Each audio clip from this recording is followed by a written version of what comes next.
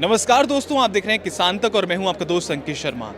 आज हम आपको बात करेंगे चाय के बारे में। चाय को सुनकर लोग बड़े परेशान हो जाते हैं, कुछ लोग तो चाय के बड़े दीवाने होते हैं, लेकिन एक उम्र का पड़ाव ऐसा होता है, लोग कहते हैं कि चाय से मुझे गैस बन रही है, एसिडिटी बन रही है, और लोग कहते हैं कि हमने चाय छोड़ दी, हम ग्रीन टी पे आ गए या हम किसी और चीज़ पे स्विच कर रहे हैं। तो आज हम कुछ ऐसी चाय के बारे में आपको बताएंगे, कुछ ऐसी चाय की वैरायटी के बारे में आपको बताएंगे जिससे कि आप अपनी सेहत में और सुधार कर सकते हैं, अपनी इम्यूनिटी को स्ट्रॉन्ग कर सकते हैं। तो हमारे साथ मौजूद हैं, आपका शुभ नाम? सचिन मित्र का। सचिन जी बताइए कि आपकी जो कंपनी है किस किस तरीके की चाय पर काम कर रही है, कौन कौन सी चाय की आप प्रोसेसिंग करते हैं?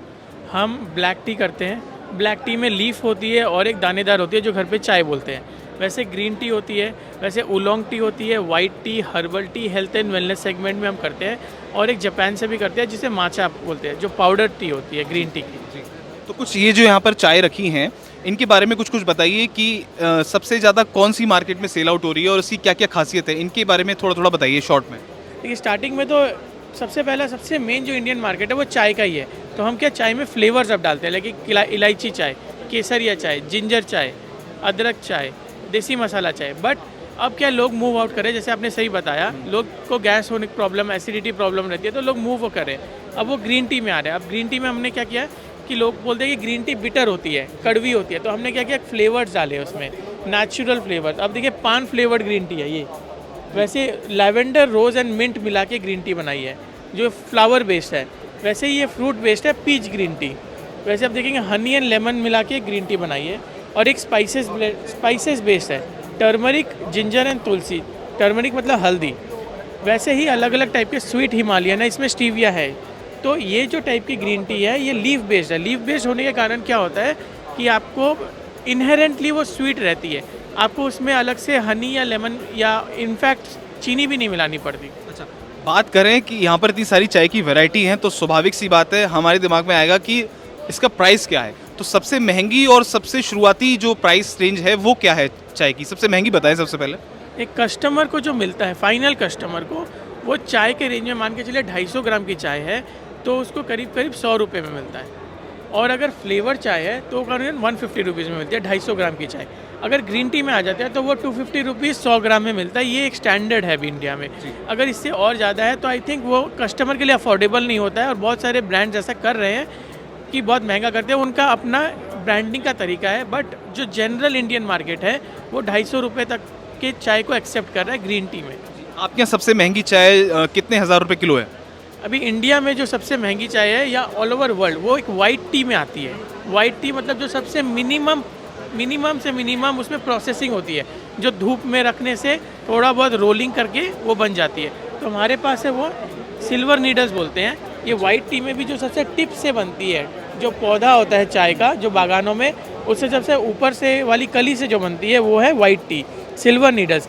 ये बाज़ार में बिकती है करीब करीब 1 लाख रुपए किलो। 1 लाख रुपए किलो। तो इसकी 1 लाख रुपए किलो की ये चाय है, तो इसके बेनिफिट्स क्या क्या हैं? अगर बेनिफिट्स की बात करें तो, अगर पीते हैं इसको तो राइट। तो वाइट टी में सबसे ज़्यादा ये फाइटो न्यूट्रिएंट्स होते हैं जो कि एंजाइम्स होते हैं, और इसमें सबसे ज़्यादा एंटीऑक्सीडेंट्स होते हैं, जिसके कारण क्या होता है कस्टमर को इनहेरेंट बॉडी में इम्यूनिटी बढ़ती है। इम्यूनिटी बढ़ने से कारण क्या होता है कि उसे कोई भी एक्सटर्नल प्रॉब्लम, चाहे वो शरीर में स्क्रैच आ जाए या कोई बीमारी हो, तो उससे लड़ने के लिए शक्ति बढ़ती है। तो ये उसके सबसे ज़्यादा फ़ायदे हैं। इसका मेन कोई बहुत ज़्यादा स्ट्रॉन्ग नहीं होती है, बहुत लाइट होती है। फ्लेवर होता है इसका अपना फ्लेवर, इसे अलग से फ्लेवर ऐड नहीं करना पड़ता, इसीलिए ये सबसे ज़्यादा टेस्टी होती है और सबसे लाइट होती है बॉडी में। अच्छा, तो अगर बात करी जाए कि इतनी सारी चाय का कलेक्शन आपके पास है, जगह जगह से ये उगती होगी, जगह जगह से आप इसको प्रोक्योर करते होंगे, तो क्या आप सीधे ये किसानों से खरीदते हैं या कैसे, क्या कॉन्टैक्ट रहता है आप लोगों का? चाय जो खरीदने का जो सबसे मेन चीज़ है वो कि चाय की क्वालिटी, चाय का टेस्ट, चाय की बॉडी, और उस चाय में कितना रंग आएगा।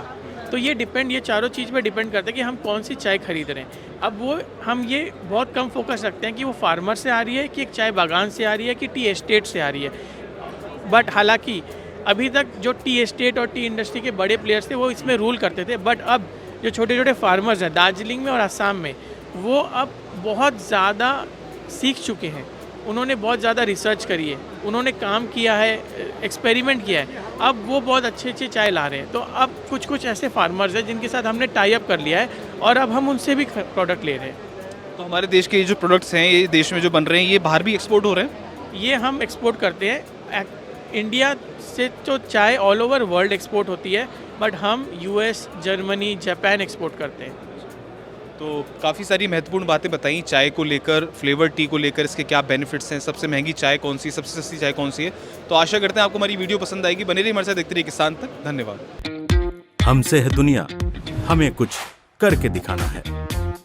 मिट्टी मेरी, सेहत मेरी, खेती का नया जमाना है। किसान तक, खाना है तो उगाना है।